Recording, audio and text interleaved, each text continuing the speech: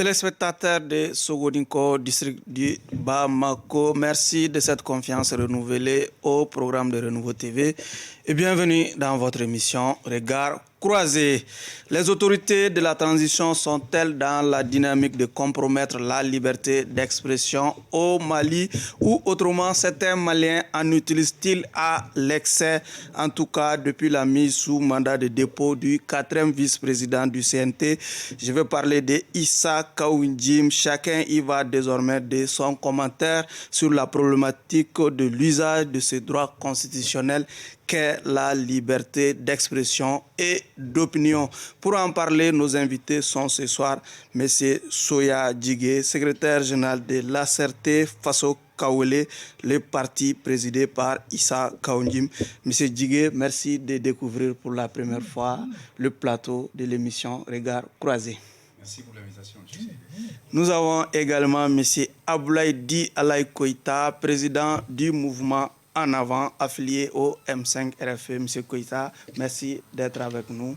Tous les plaisirs pour moi, M. Sylvain. Bonsoir à tous les téléspectateurs et auditeurs de Renouveau.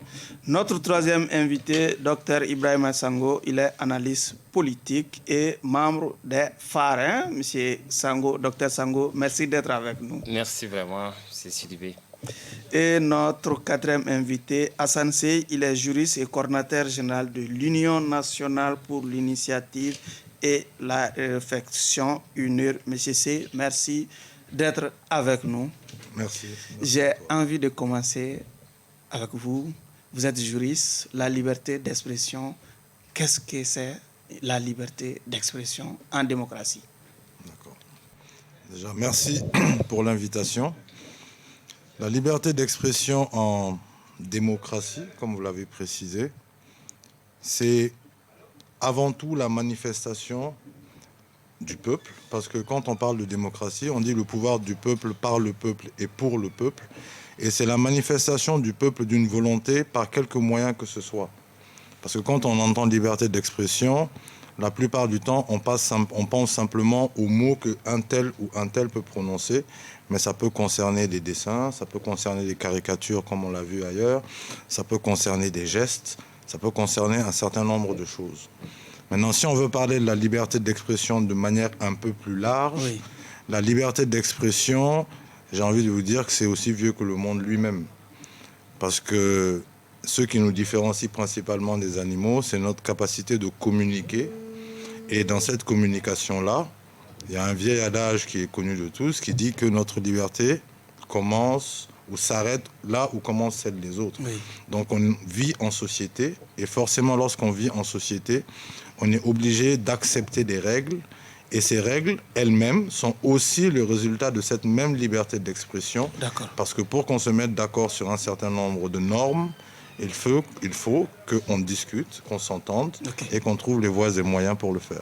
Docteur Sango, à votre niveau, qu'est-ce que vous entendez par liberté d'expression en faisant bien sûr un lien avec la pratique démocratique? Merci M. Sudibé. Je remercie également mes co-débatteurs et je profite pour remercier également ceux qui sont en train de nous suivre sur les différentes stations radio et télé. Mais permettez-moi de donner une définition à cette liberté d'expression. Et comme disait, permet à chacun d'exprimer librement ses idées par tous les moyens qu'il juge appropriés. Ça peut être film, à travers des films, comme des livres également. Elle implique la liberté de la presse, la liberté de la communication audiovisuelle et la liberté d'expression sur les réseaux Internet. Oui. Et pour faire lien à ça, et cette liberté, je pense que c'est l'un des chevals de bataille, en tout cas de la démocratie. Parce que qui parle de démocratie parle de la liberté d'expression. Parce que je pense que cette liberté d'expression que nous sommes en train d'aborder aujourd'hui, ça a été une bataille très lourde. Peut-être qu'on va arriver à ça. Oui. Et par les Maliens, je pense que la liberté, c'est un outil de travail pour la démocratie. Ok.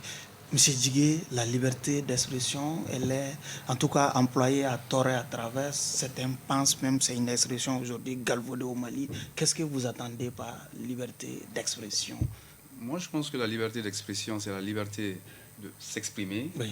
De dire ce qu'on a envie de dire ses opinions librement. Oui. Bien évidemment, comme comme toutes les libertés, il y a des limites. Oui.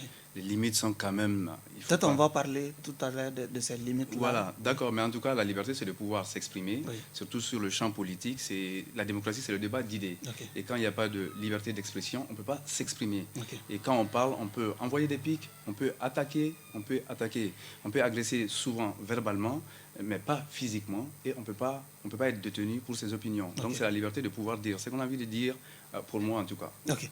En démocratie, c'est quoi une liberté d'expression, même en élargissant une liberté d'opinion? Bon, je pense qu'ils ont déjà donné des définitions classiques et académiques à la liberté d'expression. Que vous partagez? C'est la faculté de donner libre pouvoir à tout un chacun de s'exprimer sur un sujet, pour un projet, tout ce qu'il veut, même pas en démocratie, même dans la société. C'est la faculté de donner à tout un chacun de s'exprimer par rapport à quelque chose. Voilà. Ok. Monsieur Sey, en démocratie, on a désormais le droit de tout dire au nom de la liberté d'expression. C'est une question, une affirmation? C'est une question de m'entendre, puisque mon rôle, c'est de poser des questions. D'accord. Pas d'affirmer. Non. Bon, je ne pense pas qu'on ait le droit de tout dire. Parce que quand vous avez posé la question au départ, on n'a pas précisé, oui. Mais c'est un droit constitutionnel. Oui. Vous-même, vous l'avez dit en introduction. Et on en parle dans notre préambule, qui lui-même est inspiré de la Déclaration universelle des droits de l'homme. Et la charte de Kourkan-Fouga, je pense, en son article 33, l'avait aussi effleuré en disant qu'on doit respect à autrui dans les mots qu'on utilise. Oui. C'est un peu la liberté d'expression.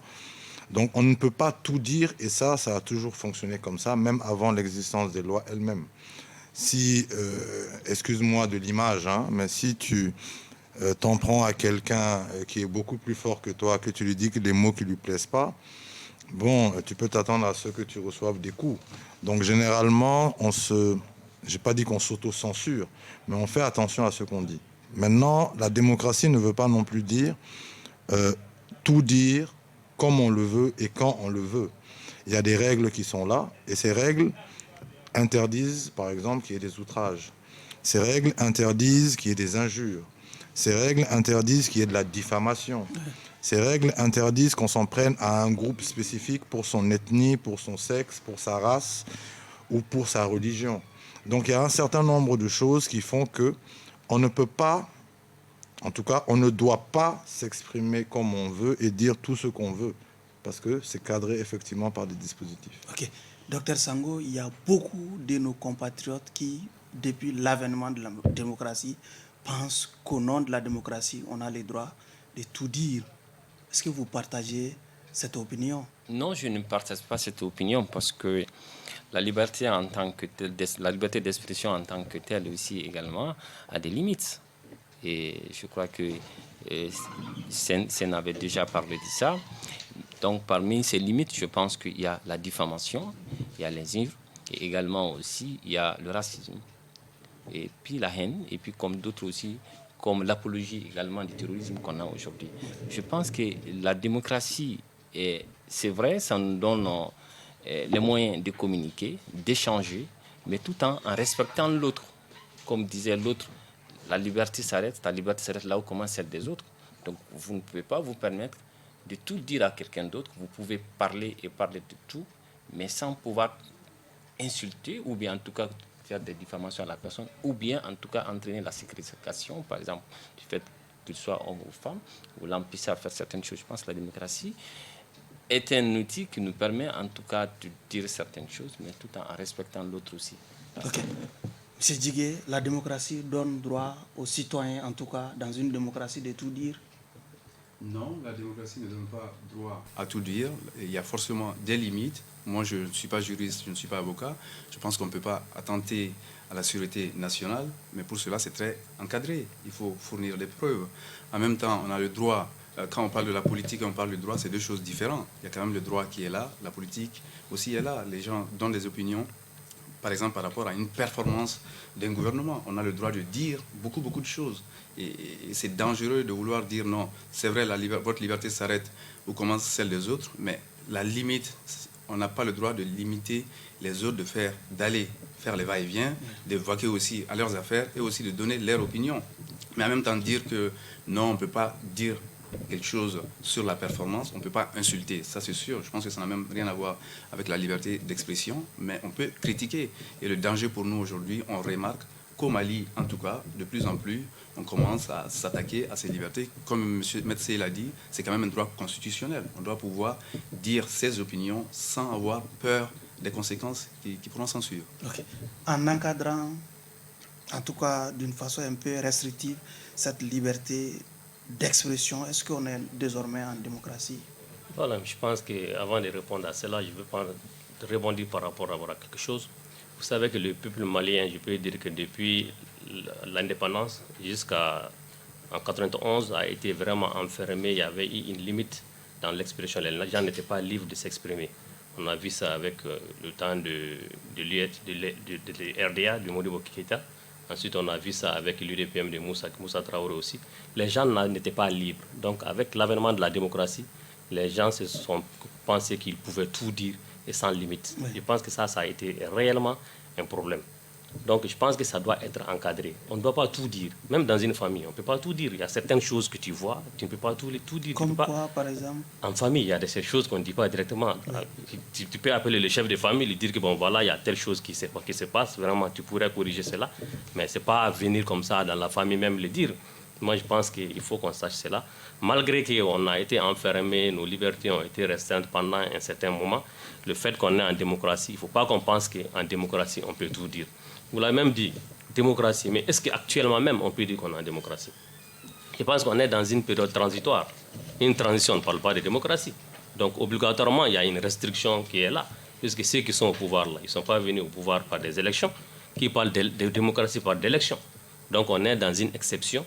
Donc, dire qu'on va... Peut-être pas forcément. La démocratie, elle est encadrée par la Constitution. Oui. Est-ce qu'on est dans un pouvoir constitutionnel actuellement? Oui. Non, on n'est pas dans un pouvoir... Non, je vous en prie. On n'est pas dans un pouvoir constitutionnel. Sauf que la Constitution, elle est toujours en vigueur. Oui, la Constitution est en vigueur. Il y a une charte aussi qui est en vigueur. Donc, qu'est-ce qu'on est en train d'appliquer? Donc, les gens vont, chaque fois ceux qui sont au pouvoir, vont voir ce qui les arrange et appliquer en fonction de cela. Donc, on ne peut pas dire aujourd'hui qu'on est dans une constitution. Dans la constitution du Mali, je ne pense pas qu'on parle de transition dedans. Nulle part, quelle personne peut me dire que dans la constitution, il y a une partie où on parle de transition. Il n'y en a pas. Donc, on est dans une exception. Donc, on ne peut pas parler de démocratie et on ne peut pas parler de liberté d'expression dans ces contextes-là. Okay. Je pense qu'il faut réellement penser la chose. Monsieur Sey, en abordant cette question en filigrane, nous avons quand même en tête cette affaire qui quand même fait grand bruit aujourd'hui, c'est la mise sous mandat de dépôt du 4e vice-président du CNT, en faisant un lien entre l'exercice de ce droit constitutionnel qu'est la liberté d'expression et l'arrestation du 4e vice-président, non moins chef de parti politique. Est-ce qu'on peut dire que dans ce cas précis, la liberté d'expression est malmenée au Mali? Bon, avant de répondre à cette question, permettez-moi de très rapidement rebondir sur ce qui vient d'être dit par rapport à la démocratie et par rapport à la liberté d'expression. Ce que je veux préciser, c'est qu'effectivement, la Constitution est toujours de vigueur. En tout cas, c'est de vigueur. Il y a une charte aussi qui est là. Mais à la base... il y a eu un changement de régime parce qu'on reprochait à un autre régime un peu de museler un certain nombre de choses. Donc le fait d'être dans un régime entre guillemets d'exception ne veut pas dire qu'on peut tout faire. Ça, c'est un avis personnel. Maintenant, est-ce qu'il y a des excès qui sont commis? Et est-ce que dans le cas de l'honorable Kaoudjim, bon, l'honorable, après ça aussi c'est un autre débat, il y a eu des excès. Moi, personnellement, je serais d'avis que ces idées qui ont été émises, étant donné qu'elles concernent principalement le chef du gouvernement, mais pas que, je pense qu'il y a aussi le ministre des Affaires étrangères, si c'était un citoyen lambda ou un chef de parti politique, mais qui n'a pas de place à l'hémicycle provisoire, parce qu'il est quand même membre du CNT, je peux le comprendre. Mais dans son cas, à lui, j'aurais trouvé plus judicieux, peut-être simplement de les interpeller au niveau du CNT, oui, de leur dire ce qu'il avait à dire, parce que par contre, au niveau du CNT, tout ce qu'il dit est sous la coupe de l'immunité, ça c'est clair. Bon.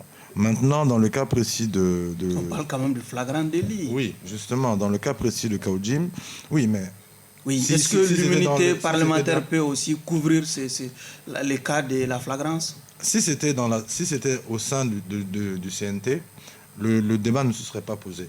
Maintenant, on parle de flagrant délit parce que lorsque vous prenez notre code pénal, on a l'article 75 qui justement dit que si on a un officier de police judiciaire ou un procureur qui prend un fonctionnaire, quel qu'il soit, et qui est sous une immunité, il a le droit de faire des poursuites s'il y a un cas de flagrant délit.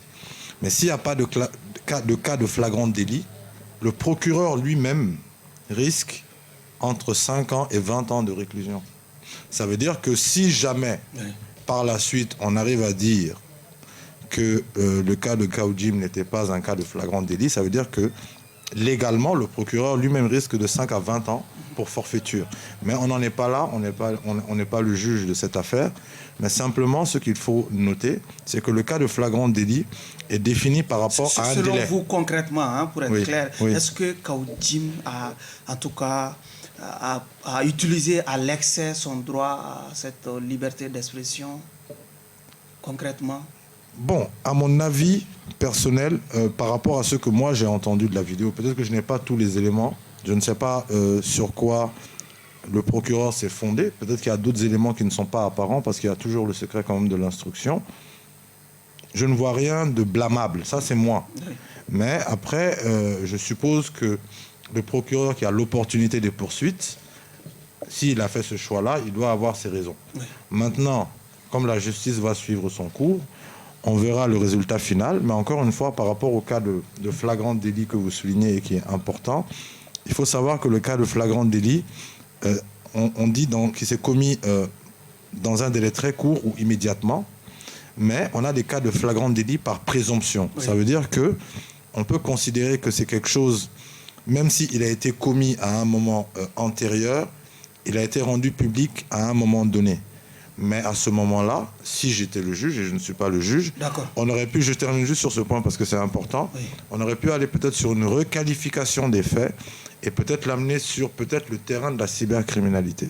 D'accord. Ça c'est mon avis. Docteur Sango, le 4e vice-président du CNT, également chef de parti politique, arrêté pour atteinte au crédit de l'État. Que vous inspire cette arrestation de Kaoudjim?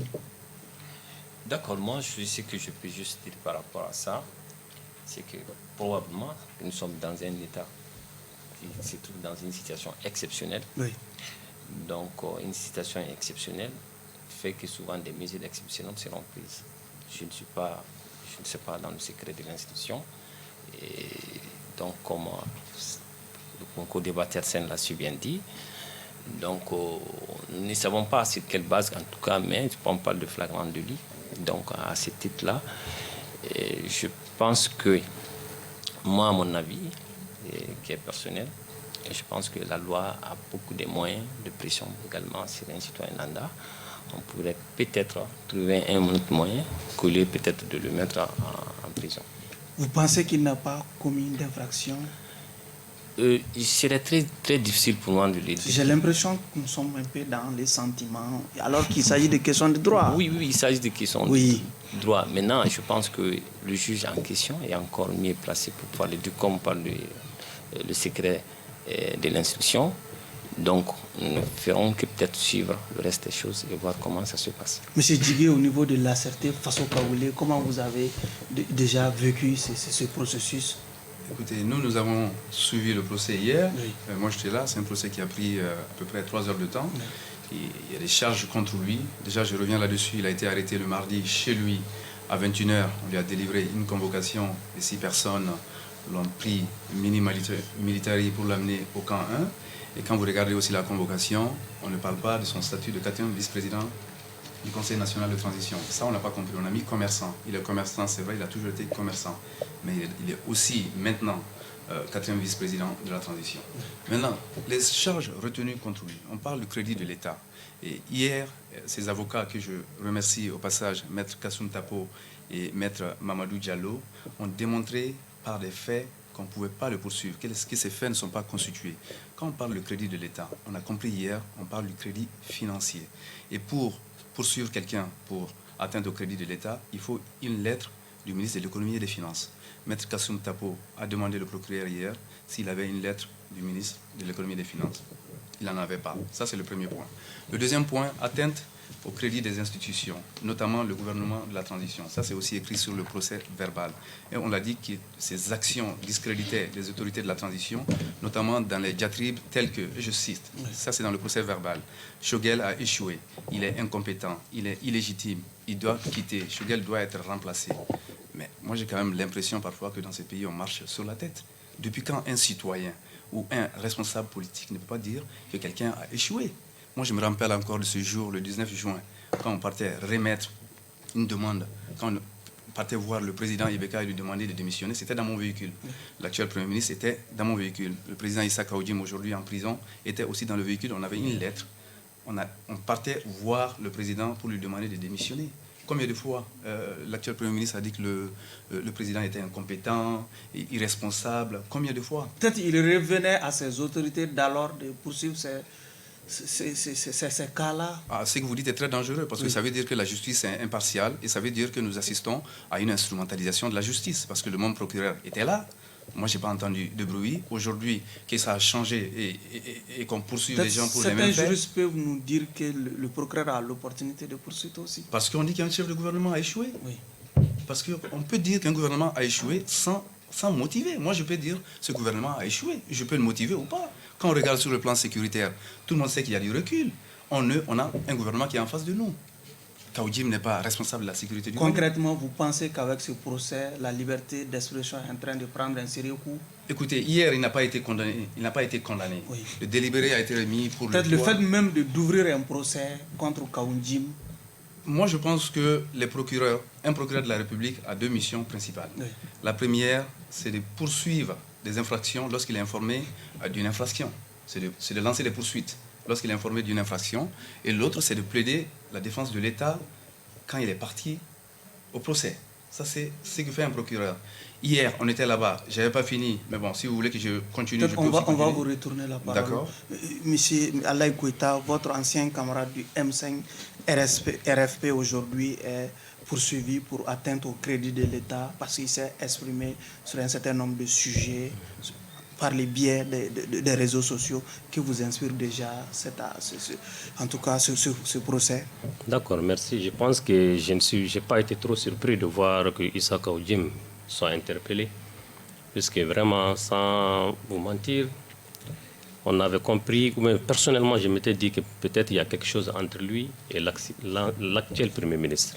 On ne sait pas ce qui s'est passé au sein du comité stratégique du M5 RFP, mais ce qui est sûr, depuis que le Ibeka est tombé, on a senti une haine atroce de M. Issa Kaoudim contre le Premier ministre. C'est sa personne même. C'est ça déjà. Est-ce qu'il n'avait pas cette même verve contre l'ancien Premier ministre Dr Boubou Cissé, même l'ancien président Ibeka par exemple? Qu'est-ce qui a changé selon vous? Bon, on peut comprendre cela. Même s'il avait les mêmes verbes contre Ibeka et contre Boubou Cissé, je pense qu'avec l'actuel Premier ministre, ils avaient ça dans un but, puisqu'ils s'étaient dit que le pays est en train de s'effondrer. Oui.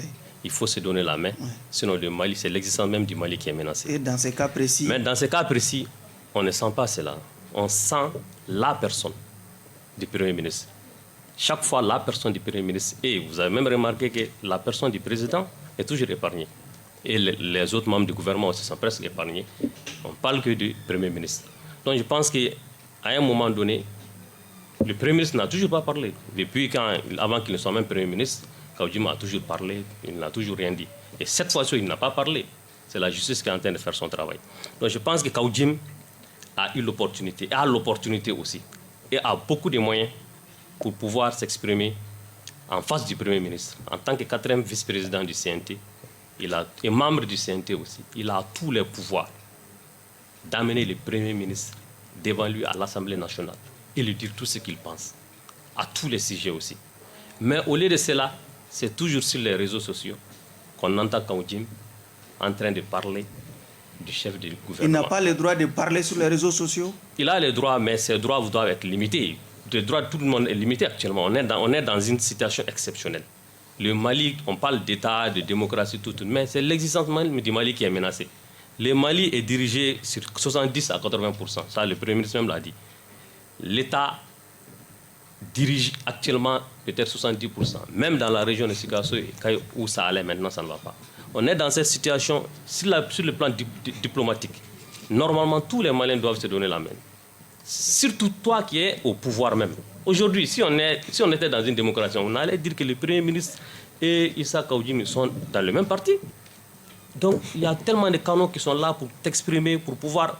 Si ils ont pris une décision que tu n'as pas appréciée. Sauf que libre à lui de choisir les cas. Non, il n'est pas libre. Il n'est pas libre. Kaoudim n'est pas comme n'importe qui au Mali. La 4e personne du CNT, ce n'est pas n'importe qui. Il n'est pas libre. Il a des limites. Il n'est pas comme nous. Il a des limites. Il ne peut pas s'exprimer n'importe où et n'importe comment et sur n'importe quel sujet. Il peut aller voir le Premier ministre, il peut voir les ministres des Affaires étrangères. Il y a une commission au niveau de l'Assemblée nationale. Il peut passer par tous ces canaux-là pour s'exprimer par rapport à ces sujets-là. Et puis, c'est quel sujet? Le renvoi du représentant de la CEDEAO. Tout le monde sait la bruit qui se trouve entre la CEDEAO et le Mali actuellement.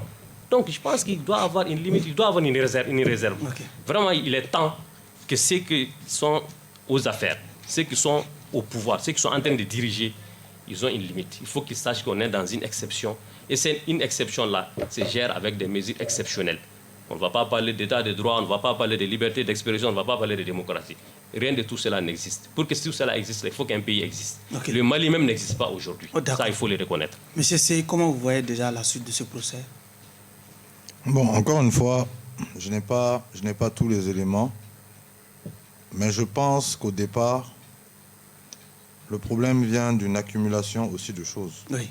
Parce que il y a eu plusieurs déclarations. Encore une fois, je dis que la dernière vidéo, à titre personnel, je ne la trouve pas blâmable.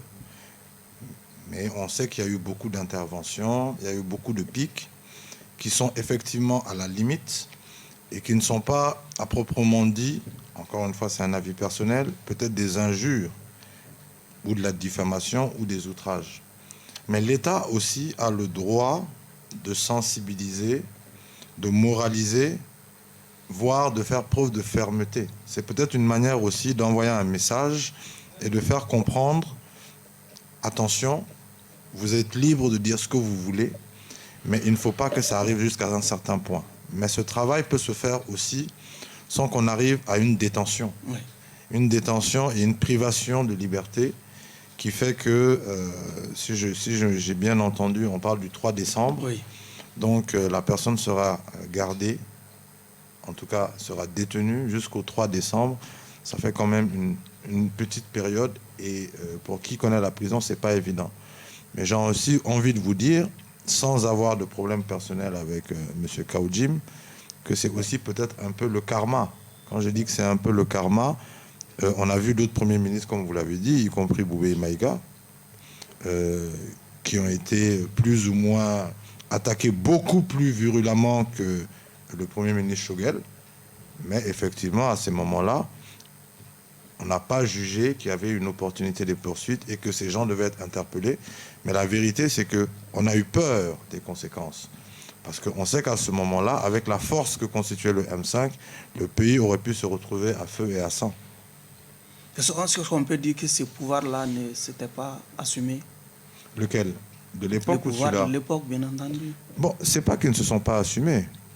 Après, je pense qu'ils ont eu peur des conséquences. Peur des conséquences, encore une fois, parce que le M5 prenait de plus en plus d'ampleur et à juste raison, parce que les problèmes étaient de plus en plus nombreux et commençaient à se cristalliser.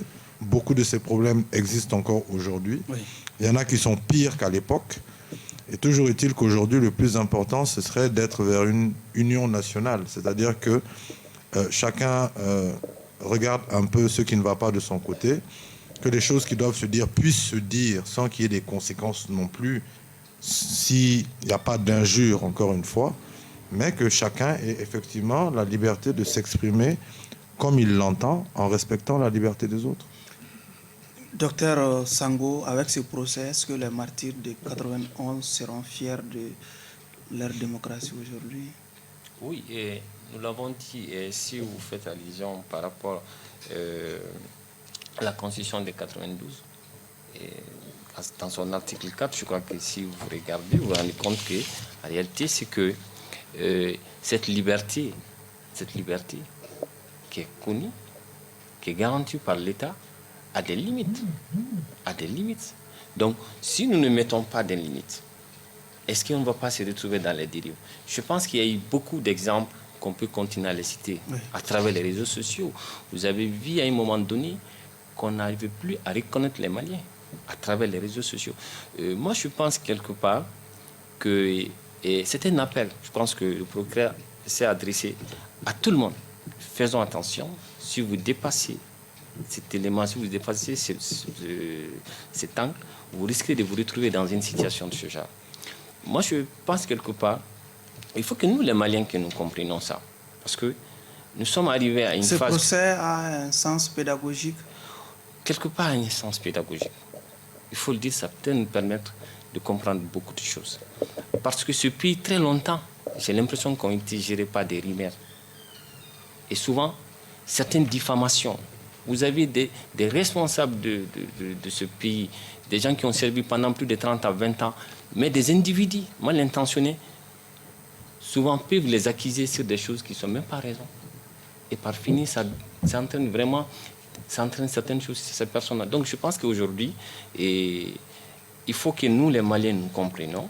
Nous sommes dans une situation où pratiquement, le camarade l'a dit, Koïta, que si vous prenez ce pays, nous n'avons que les 30 ou 25% que l'État gère. En dehors de tout ça, là, c'est géré par d'autres. Donc, je pense que c'est également une façon aussi de réserver ou de conserver quand même l'existence de ce pays aussi. Ok. Monsieur Djigué, avec l'arrestation de votre président, on a quand même vu ça et là, des réactions, mais toujours pas celles du CNT. Moi, je ne suis pas un membre du CNT. Oui. Je suis aussi Kaoudjimi est membre du CNT quand même. Il est non seulement membre, il est 4e vice-président, couvert par l'immunité. Qu'est-ce qu'on a fait? On a regardé dans la loi où est-ce qu'on peut trouver des passerelles pour pouvoir enlever son immunité. On a trouvé le délit de flagrance. Oui. Hier, Maître Tapo l'a bien expliqué. Pour qu'il y ait flagrance, comme Maître C aussi l'a dit, il faut que deux conditions soient réunies. Il y a le temps. L'infraction doit être en cours ou vient d'être commise. Parlant du silence du CNT sur la question, je vais en revenir. Beaucoup de Maliens n'ont pas encore compris. Vous nous donnez aussi l'occasion d'étaler notre compréhension. Donc quand on parle de délit de flagrance, il faut qu'il y ait deux conditions réunies. Il y a le temps, donc l'infraction est en cours ou l'infraction vient d'être commise. Ça c'est un. De deux, il faut que les officiers de police judiciaire soient préalablement informés de l'infraction en cours. Donc délit de flagrance ne tient pas. Ça a été démontré par A plus B. Et je le dis aussi au passage. Les juges, nous croyons à la justice de ce pays, mais un avocat ou un juge ou un procureur ne peut pas interpréter de façon créative la loi pour en tirer les conclusions qu'ils veulent. Ça ne passe pas. Donc nous croyons à la justice. L'autre charge contre lui, comme on l'appelle, trouble à l'ordre public, ça ne tient pas. Parce que là encore, il faut empêcher les autres citoyens de vaguer à leurs occupations. Quelqu'un peut être ivre et bloquer la route. Là, il y a trouble à l'ordre public. Hier aussi, on nous a enseigné, pour qu'il y ait trouble à l'ordre public, il faut des manifestations, des émeutes, appel à l'insurrection. Donc, les faits ne sont pas constitués. Et nous sommes convaincus selon les avocats de la défense. Selon la loi. Selon les avocats de la défense. Les juges interprètent la loi. Ils n'écrivent pas la loi. Oui. Quand on veut écrire la loi, on se fait élire au Parlement. C'est les parlementaires, comme M. Issa Kaoudim au CNT, qui écrivent la loi. Les autres interprètent. Et cette interprétation est encadrée de façon à ne pas permettre les excès. Est-ce que votre président a le soutien de ses collègues membres du CNT aujourd'hui? Écoutez, nous avons reçu des soutiens publics. Ceux qui le disent, il y a des membres du CNT qui sont venus le voir quand il était au camp 1, qui étaient aussi là. Ils ne représentaient pas le CNT. Nous n'avons pas vu de communiqué du CNT. Vous regrettez ce silence du CNT? Moi, je n'ai pas d'opinion là-dessus. Je pense plutôt qu'on est surpris. Regretter, ce serait peut-être un mot fort. Ce qui lui est arrivé aujourd'hui peut aussi arriver à quelqu'un d'autre demain. Et c'est que le confrère, comment on l'appelle, Maître Michel Koïta a dit, moi, je n'ai jamais entendu Kaoudim insulter quelqu'un. Moi, j'écoute ses vidéos. Je le connais depuis 2 ans et demi. Oui. Je ne l'ai jamais vu insulter quelqu'un. Mais aujourd'hui, on voit des gens qui sont fébriles plutôt. Donc, on se rend compte que quand on n'a peut-être pas la possibilité d'honorer ses engagements, de travailler, tout ce qu'on nous dit, on ne l'accepte pas. La Constitution est encore en vigueur. Nous sommes en période d'exception. Oui, nous étions en période d'exception il y a 1 an et demi. On a demandé le départ de l'ancien président. Ça a été même dit sur une chaîne à la télé. Il n'y a pas eu de « non, c'est pas possible ». Non, les faits qui lui sont reprochés ne sont pas constitués et il sera relaxé le 3 décembre. Il n'y a pas une autre option. Nous faisons confiance à la justice de ce pays. Ok. En titre de réaction, on a vu certains partis politiques condamner cette arrestation de Issa Kaoudim. Au niveau du CNT, la réaction s'est fait encore attendre. Bon, je ne pense pas que le CNT va même réagir. Peut-être à l'interne même. Qui a annoncé ce... On n'est pas à l'intérieur du CNT, mais je suis sûr et certain que quelquefois, on aurait dû peut-être l'appeler pour lui dire vraiment un peu diminuer ses critiques. On ne parle pas d'insultes, on parle de critiques. Ça, c'est dangereux, ça. Voilà. Bon, comme je vous l'ai dit, il a tous les moyens de critiquer. Le pouvoir lui a donné tous ces moyens-là. Il ne s'est pas fait élire. On l'a nommé membre du CNT. On lui a donné le pouvoir de dire tout ce qu'il veut aux membres du gouvernement. Aux membres du gouvernement. Donc, il a un moyen pour critiquer. Mais s'il ne profite pas de ces moyens-là et part sur les réseaux sociaux, enlever au crédit de ce que le gouvernement fait, puisque aujourd'hui le gouvernement est en train de prendre certaines décisions qui sont en train d'être critiquées à l'international et dans la sous-région. Je pense qu'à ce moment-là, quelqu'un qui est membre du CNT doit pouvoir soit soutenir le gouvernement, ou bien si le gouvernement est en erreur, l'appeler au sein du CNT pour lui notifier les erreurs et la marche à suivre, mais pas aller sur les réseaux sociaux, enlever du crédit ce que le gouvernement est en train de faire. Donc je pense que le CNT ne va jamais réagir même. L'intéressé n'est pas obligé aussi de valider votre approche, quand même. Non, normalement c'est ce qu'il doit faire quand même. Normalement c'est ce qu'il doit faire. Moi c'est ce que je comprends pas. Oui, mais pourquoi s'il a quelque chose à dire contre le gouvernement, il a tous les moyens, nous ne sommes pas au CNT. Les réseaux sociaux c'est un des moyens. Moi je suis quand même étonné. Moi, en tant que membre du CNT, il ne doit pas utiliser ce canal-là. Mais si, je vais vous dire pourquoi. Nous pouvons utiliser ce canal-là. Non, c'est faux, c'est pas vrai. Je vais vous dire pourquoi. Moi, je pense qu'il faut arrêter. Ce que j'entends depuis des jours, c'est qu'il est au CNT, il doit faire attention. C'est comme on veut conditionner les gens. Une fois que vous êtes nommé, vous devrez faire attention à ce que vous dites. Pas attention à ce qu'il dit, mais utiliser un canal approprié pour dire ce qu'on veut dire. Vous voulez décider le canal approprié pour lui, M. Koïta? Parce qu'il est au pouvoir. C'est les réseaux sociaux qui ont fait partie d'Ibeka, excusez-moi. C'est différent. Non, c'est pas différent. Quand Ibeka était au pouvoir, l'Ibeka a été élu. Il a été même élu. Si ça a été raison de plus. Lui, il a été élu. Il nous a laissé la liberté de nous exprimer. Il nous a laissé la liberté. Il a été élu. On était dans une démocratie. À la présidence, pour on n'est pas dans une démocratie. Une lettre de démission. Le pays est fragilisé. Il n'y a presque pas de pays. Ça, c'est une excuse. Il faut qu'on sache que. Monsieur Soya, vous aurez la parole tout de suite. Koïta, vous terminez. Il faut qu'on sache qu'on ne peut pas tout dire. Et on ne peut pas tout dire n'importe où, n'importe quand, à n'importe quel moment. Le Mali doit être soudé aujourd'hui. On a un problème avec la sous-région. On a un problème à l'international. On a mis en place un gouvernement de transition qui doit nous mener quelque part.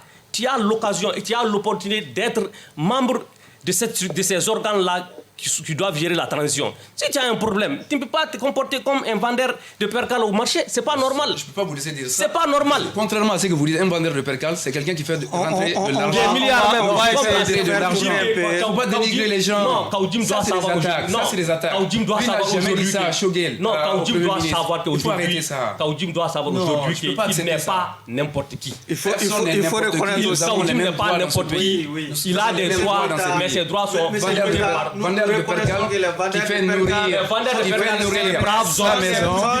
Il ne doit pas se comporter. Moi, je ne suis pas plus important qu'un vendeur de percale. Êtes-vous plus important? Non, je ne suis pas. C'est parce que c'est sa profession. C'est les importateurs qui amènent ça. C'est sa profession. Parce que c'est sa profession. Donc, il ne doit pas se comporter comme tel. Monsieur Sey, déjà, avec ce silence, si vous voulez, avec cette réaction tardive du CNT, est-ce qu'on peut dire finalement que le fauteuil de Issa Kaoudim est menacé au niveau du CNT, comme certains l'insinuent déjà? Bon, je pense que ça serait un peu aller vite en besogne, parce que pour l'instant, il n'y a pas de condamnation. Oui, mais est-ce que vous comprenez déjà ce silence du CNT face à... Je n'ai pas les données du CNT. Je ne sais pas exactement comment ça se passe en interne. Simplement, ce que je veux dire par rapport à ça, c'est que j'ai cru voir qu'il y en a même qui ont demandé à ce que son immunité soit levée et à ce qu'il soit relevé. Oui. Mais ce que je dis aussi, c'est que là où effectivement ça peut être dangereux, un peu pour paraphraser Voltaire. Il disait « Je ne suis pas d'accord avec vous, mais je me battrai jusqu'à la mort pour que vous puissiez dire ce que vous voulez dire et ce que vous pensez. » Tant que cela reste dans les règles de l'art. Et tout ce qui est reproché aujourd'hui à Kaoudjim, c'est malheureux de dire ça. Peut-être que dans ce cas-là, il ne l'a pas commis, mais il l'a déjà commis. C'est ça qui est un peu paradoxal. C'est-à-dire que quand on parle d'incitation, lorsqu'on a vu les événements du M5, il y a eu beaucoup d'incitations à la révolte, à beaucoup de choses. Et à ce moment-là, il n'y a pas eu ces réactions-là. Aujourd'hui, ça arrive dans un contexte où on peut dire que ce n'est pas réellement le cas. Mais le problème, c'est que ce capital sympathie n'est pas là parce qu'il y en a beaucoup qui sont justement encore dans cette période et dans cette pensée-là. Donc ça devient un problème presque de vengeance en se disant on n'aime pas la personne. Mais la loi ne prend pas en considération ces aspects. La loi regarde ce qui est juste. La loi regarde ce qui est permis et ce qui ne l'est pas. Et tout ce qui n'est pas interdit est permis. Donc s'il n'a pas, encore une fois, fait d'injure à proprement dit, qu'il considère que la gestion de l'État aujourd'hui n'est pas à hauteur de souhait, c'est son avis, et c'est un avis politique. S'il le fait sur les réseaux sociaux, peut-être que c'est pour avoir plus d'audience, mais le risque, c'est que justement, il tombe dans une autre case. C'est pour ça que je parlais de cybercriminalité tout à l'heure. L'avantage du CNT, c'est qu'il aurait pu dire ce qu'il veut, mais il est dans un cadre sécurisé. Maintenant, il y a autre chose. S'il n'est pas d'accord, parce qu'au niveau du Parlement, on a le droit d'avoir des gens pour et des gens contre, il peut s'exprimer encore plus vaillamment et vivement au sein de ce CNT-là, ou décider simplement, au lieu qu'on demande même sa démission, de se retirer de cette histoire et de laisser le Mali suivre sa voie. Docteur Sango, le fait que le CNT ne parvient pas à se précipiter pour opiner sur ce procès Kaoudjim, est-ce qu'on peut dire finalement que Kaoudjim risque de tomber en disgrâce? Bon, je ne au niveau du CNT? Je ne pense pas parce que je pense que peut-être j'ai vu ça sur les réseaux sociaux, un communiqué du CNT qui est prévu en tout cas. Qui annonce une réunion quand même. Une réunion, oui. Peut-être pour le lundi, probablement, peut-être ils vont aller discuter ce qui va porter peut-être sur Kaoudjim, parce que ce qui va porter sur Kaoudjim. Maintenant, ce qui va sortir de là, en ces temps, nous pouvons porter un jugement par rapport à la CNT. Est-ce que ça, ce n'est pas du médecin après la mort? Bon, je ne sais pas à l'interne comment ça se fait. Peut-être au niveau de la phase policière, le CNT peut-être aurait dû faire un communiqué pour donner son avis sur la question. Oui, le CNT pouvait le faire. Maintenant, je ne sais pas à l'interne comment ça s'organise. Donc, c'est un peu très difficile de dire quelque chose par rapport à ça. Peut-être nous allons entendre lundi pour voir réellement ce qui va être décidé. Sinon, nous ne pouvons pas dire grand-chose par rapport à ça pour le moment. Ok. Kaoudjim risque gros au niveau du CNT? Écoutez, moi je pense que ce n'est pas le plus important. Le plus important, c'est de respecter ses droits. Et on a vu, moi quand j'entends M. Koïta dire qu'il aurait pu utiliser ceci ou cela, on a l'impression dans ce pays que quand on vous nomme quelque part, il faut que vous la fermez. Mais je pense que si la lutte du M5, dont nous sommes fondateurs, a démontré quelque chose ici, c'est qu'on ne peut pas restreindre les libertés. Ce qui est demandé au gouvernement, ce n'est pas le ciel. On vous demande d'apporter de l'eau, apporter l'électricité, les emplois, les infrastructures, garder de bonnes relations avec la communauté internationale. Il a touché à ça. On a des problèmes avec la communauté internationale. Oui, on a des problèmes avec la communauté internationale. Mais nous avons fait des propositions dans ce sens. La CEDEAO nous menace. Mais il faut qu'on parle d'une même voix. Mais une même voix, ce n'est pas que le gouvernement. Une même voix, c'est quoi? Nous avons demandé au président de la transition d'instituer un dialogue ici à Bamako avec l'ensemble des forces vives de la nation pour que les gens puissent parler d'une même voix vis-à-vis de la communauté internationale. Sauf que, M. Djigué, s'il vous plaît, beaucoup de Maliens ont eu cette impression qu'entre la communauté internationale et les autorités de la transition, Kaoudjim a vite fait son choix. Il s'est arrangé aux côtés de la communauté internationale contre le Mali pour une certaine opinion malienne. Ce n'est pas le cas. Il a lancé l'alerte. Et je vais vous dire pourquoi. on nous menace de sanctions. Tout le monde dit ici, on entend tout le monde parler du nationalisme. Moi, j'ai participé à une émission le jeudi avec Kassim sur la radio Clédou. Il m'a demandé de revenir pour apprendre des leçons du nationalisme. Mais c'est extrêmement grave. Le nationalisme est un fléau. Nous vivons dans une communauté. Nous avons besoin des autres pour être sécurisés. Et lui, pourquoi il a dit de faire attention à la CEDEAO? La dernière fois, on se rappelle, il y a 1 an et demi, les gens qui ne travaillent peut-être ne peuvent pas le savoir, mais ceux qui font des affaires, qui importent, mais les gens ont perdu des milliards, il y a des entreprises qui ont fermé. Si dans 2 semaines, dans 1 mois, dans 2 mois, ils nous imposent encore un embargo, qu'est-ce qui va se passer? Est-ce que vous ne vendez pas la peur aux Maliens? Non, au contraire, on veut nous faire peur. Nous ne vendons pas, nous disons notre opinion, il a été nommé, il s'exprime, moi je suis là, je m'exprime. Nous ne sommes pas à la recherche de quelque chose, nous sommes des politiques bénévoles. Nous travaillons pour gagner nos vies. Donc on cherche aujourd'hui à nous conditionner à une idée. Il faut suivre cette ligne. Non, il n'est pas avec la communauté internationale, il est avec le Mali, mais il a dit, faisons attention, appelons tout le monde. Nous avons l'impression que ce gouvernement cherche à diviser davantage des Maliens à travers des manœuvres dilatoires, des stratagèmes. Aujourd'hui, on parle de communauté internationale. Mais il y a des vrais problèmes dans ce pays, on n'en parle pas. Regardez les 8 missions de la transition consacrées par l'article 2, chapitre 2. On n'en parle pas. Nous sommes constamment dans la diversion. Et quand vous dites, par exemple, nous sommes tout le temps sur les réseaux, mais le Premier ministre et le gouvernement, regardez sur les réseaux. Avant, le gouvernement occupait la télé pour passer le message. Le procureur en question, il s'exprime sur les réseaux sociaux également. Ben voilà, c'est pour vous dire, les réseaux sociaux aujourd'hui, c'est le gouvernement aussi investit massivement. Je me demande même où vont les fonds de souveraineté de monsieur le Premier ministre. C'est incroyable. Vous dites quelque chose, on insulte le papa et la maman.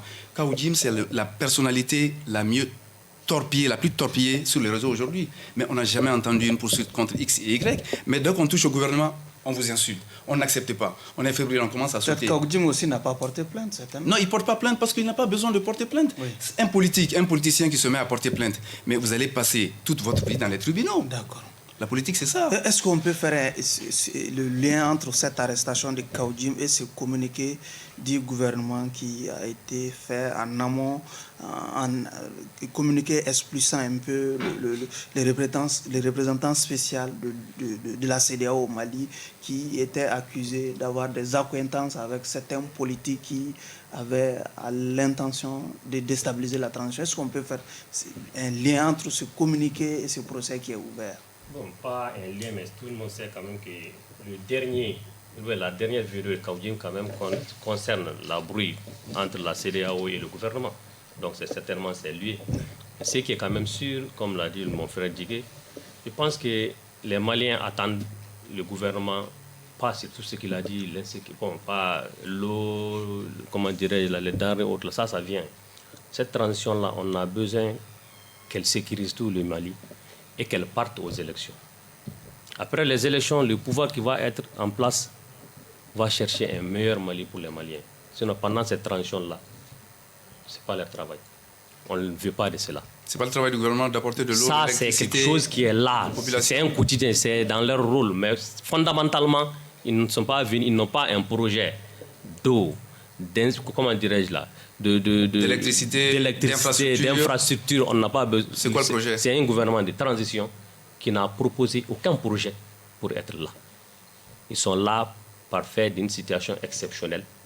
Ils doivent gérer cette situation exceptionnelle. D'accord. Qui est amener la sécurité sur toute l'étendue du territoire, procéder aux élections et que les Maliens choisissent un président avec un projet de société.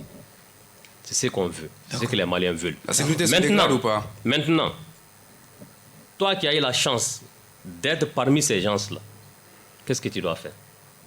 Il dit que les réseaux sociaux, le gouvernement n'est que sur ça, communique beaucoup plus sur les réseaux sociaux, plus que l'ORT même. Kaou Djim, s'il avait été au CNT, la partie où il allait interpréter le Premier ministre ou le ministre des Affaires étrangères, interpellé. Oui. Cette partie, il pouvait le véhiculer n'importe où. S'il avait bien interpellé le Premier ministre ou le ministre des Affaires étrangères, les gens allaient comprendre que bon, voilà ce qu'il veut proposer par rapport à la CEDEAO, par rapport à la communauté internationale. Vous êtes nostalgique du passé, moi j'en suis désolé. Okay. Pour faire le dernier tour de table, M. C, si on veut être fertile en imagination, est-ce qu'on peut faire un lien entre ce procès Kaou Djim et ce communiqué du gouvernement qui déclare le représentant spécial de la CEDEAO au Mali, persona non grata pour avoir des accointances avec certains milliers qui avait l'intention de déstabiliser la transition. Bon, même sans être fertile, il y a un lien évident. Oui. Maintenant, quel est ce lien? Ça, il faut être dans le secret des dieux. Parce que l'un ne va pas sans l'autre.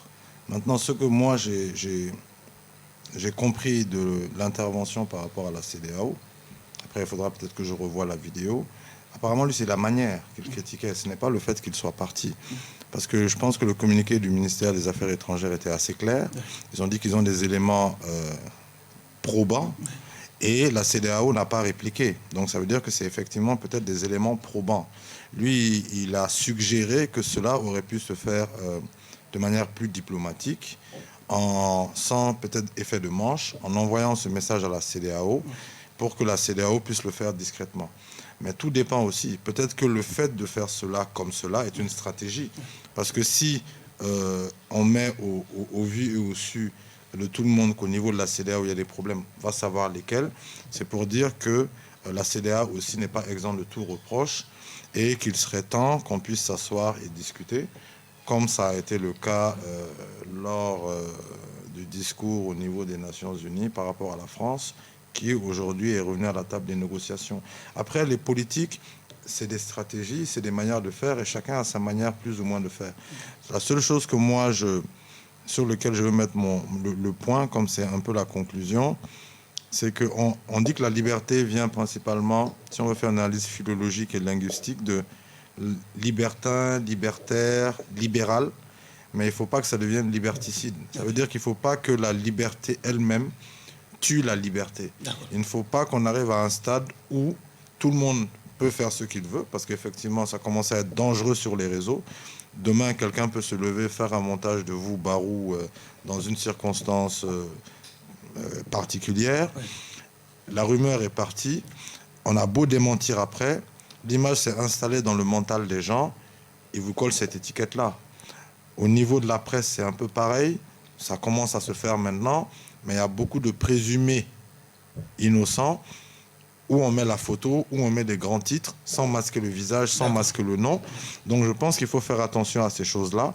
Mais il faut qu'aujourd'hui et demain, on puisse s'exprimer, en tout cas au Mali, librement, qu'on puisse avoir des opinions et des positions politiques différentes, voire extrêmes, mais que tout cela se fasse dans les respects des règles, de l'art et de la loi.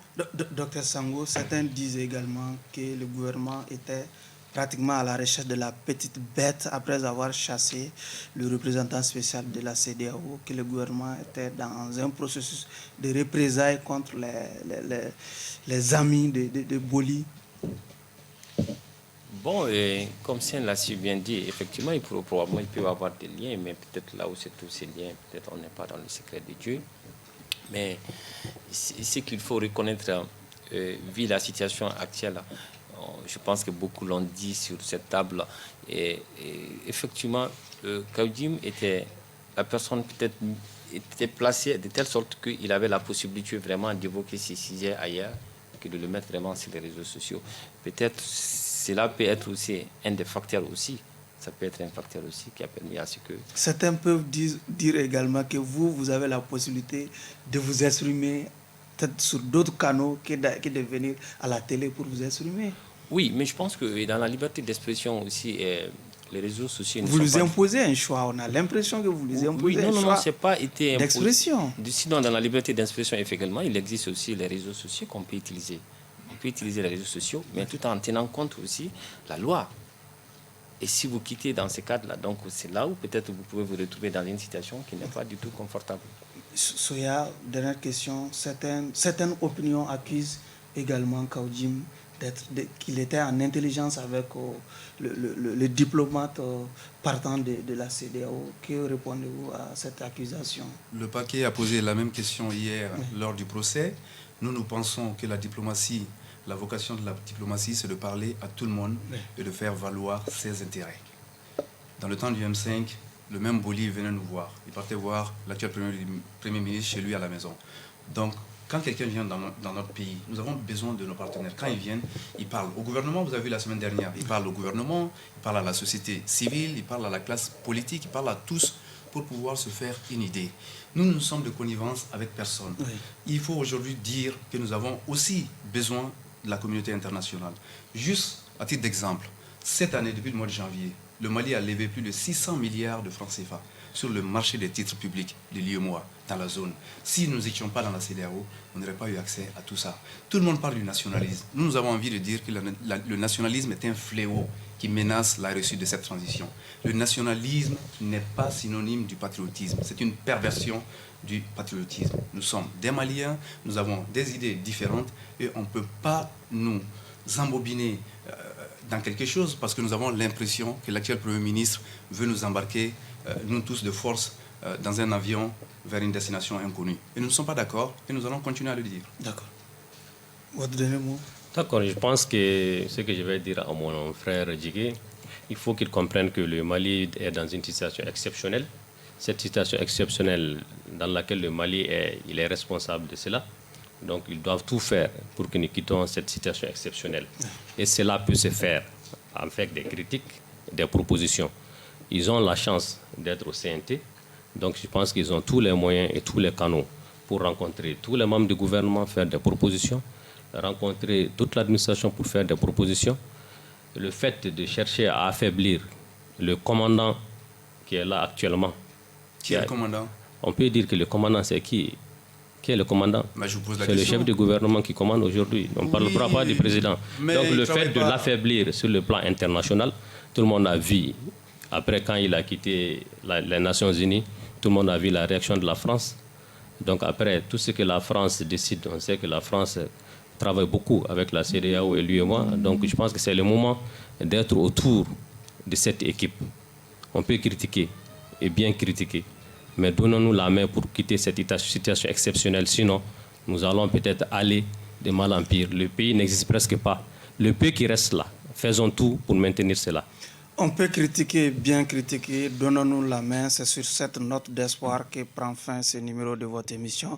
Regard croisé qui recevait comme invité M. Soya Djigué, secrétaire général de l'ACRT Faso Kawele, et également Ablaïdi Alaï Koïta, président du mouvement En Avant, affilié au M5RFE, Dr Ibrahima Sango, analyste politique, Hassan Sey, juriste et coordinateur général de l'Union nationale pour l'initiative et la réflexion. Clin d'œil à tous nos téléspectateurs du côté du Cameroun, en l'occurrence mademoiselle ou madame Oumou Sakor depuis Douala. Au revoir.